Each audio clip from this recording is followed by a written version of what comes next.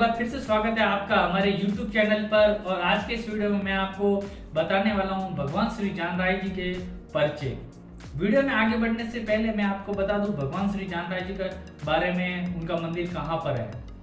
भगवान श्री जान राय जी का मंदिर राजस्थान के पाली जिले के सोजा तहसील में एक छोटा सा गाँव है पीपला, तो वहीं पर भगवान श्री जान राय जी का भव्य मंदिर है। भगवान श्री जान राय जी हमारे ठाकुर जी महाराज जी है, राधा कृष्ण भगवान ही है, उन्हीं की वहाँ पे मूर्ति है। उनके नाम के पीछे भी एक बहुत बड़ी कथा है, तो मैं आपको छोटा संक्षिप्त में बता दूं कि उनके एक परम भक्त हुए थे ईश्वरदास जी महाराज। उनकी भक्ति से प्रसन्न होकर, उनकी भक्ति को जानकर, उनको जानकर वो प्रकट हुए, इसीलिए भगवान ने कहा आज से मेरा नाम जान राय जी भगवान रहेगा। तो उन्हीं जान राय जी भगवान के बारे में, उनके जो परिचय है उनके बारे में मैं आपको बताऊंगा।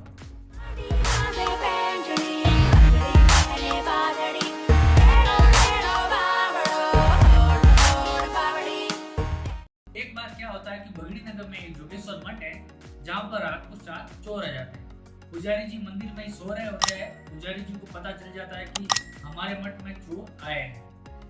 रात्रि का समय था, 4 चोर थे और पुजारी जी अकेले थे।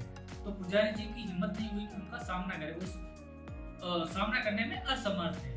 तो वो क्या करता है कि मन ही मन भगवान श्री जान राय जी को याद करता है कि हे भगवान श्री जान राय जी, आप अगर हमारा ये जो मठ का जो धन है, अगर आप इसको चोरों से छुड़ा लेते हो तो आधा धन मैं आपको चढ़ा दूंगा। कहते हैं कि जो सच्चे मन से भगवान श्री जान राय जी को याद करते हैं, उनसे प्रार्थना करते हैं, तो उनकी भगवान जरूर प्रार्थना सुनते हैं। होता भी कुछ ऐसे ही, जैसे ही चोर मठ से सामान लेकर निकलने वाले होते हैं, अचानक से उनके आंखों के सामने अंधेरा छा जाता है, मानो वो अंधे हो गए। बहुत कोशिश करते हैं, परंतु जो मठ का जो धन है वो ले जाने में असमर्थ रहते हैं। वो सोचने लगते हैं कि ये कैसे इनको जो धन है इसको लेके जाए। उनको कोशिश करते रहते हैं, पर थोड़ी देर बाद उनको पता चल जाता है कि ये कोई नॉर्मल बात नहीं है, ये कोई देव चमत्कार है। वो सोचते हैं कि अगर हम ऐसे करते रहे तो सुबह हो जाएगी और हम ये धन यहाँ से नहीं ले जा पाएंगे और लोगों को पता चल जाएगा। तो यही सोचकर वो रात को वो धन वहीं पर छोड़कर चले जाते हैं, वहां से भाग जाते हैं। जैसे ही सुबह होती है, पुजारी जी अपने जो संकल्प लिया था कि आधा धन भगवान श्री जान राय जी को मैं चढ़ाऊंगा, उसी संकल्प के अनुसार जो आधा धन लेकर अपने घोड़े पर लाद कर वहां से चले जाते हैं, जो भगवान श्री जान राय जी को चढ़ाने के लिए। भगवान श्री जान राय जी को आधा धन चढ़ा लेते हैं। यह बात बगड़ी नगर के जो ठाकुर साहब है उनको पता चलती है। तो ठाकुर साहब को थोड़ा क्रोध आता है कि यह धन जो जान राय जी भगवान का मंदिर है वहां पर क्यों चढ़ाया। इसी बात से वो क्रोधित होकर पीपला आते हैं, घोड़े पर बैठकर वहां पर आते हैं और पूछताछ करते हैं। पता चलता है कि ये मंदिर है, वहां पर धन चढ़ाया। तो ठाकुर साहब है वो घोड़े पर चढ़कर मंदिर के सामने जैसे ही जाने लगते हैं, तो गांव के जो लोग हैं उनको मना करते हैं कि ठाकुर साहब आप घोड़े पर बैठकर ना आए, जो घोड़े से नीचे उतर कर भगवान को मंदिर के पास जाए। तो जो ठाकुर साहब है उनकी बात मानते नहीं है और उल्टा क्रोधित हो जाते हैं। तो वो क्या करता है कि घोड़े पर बैठकर ही मंदिर की ओर जाने लगते हैं। मंदिर के जैसे ही नजदीक पहुंचते हैं तो वहां मंदिर के जस्ट बाजू में ही एक नीम का पेड़ है।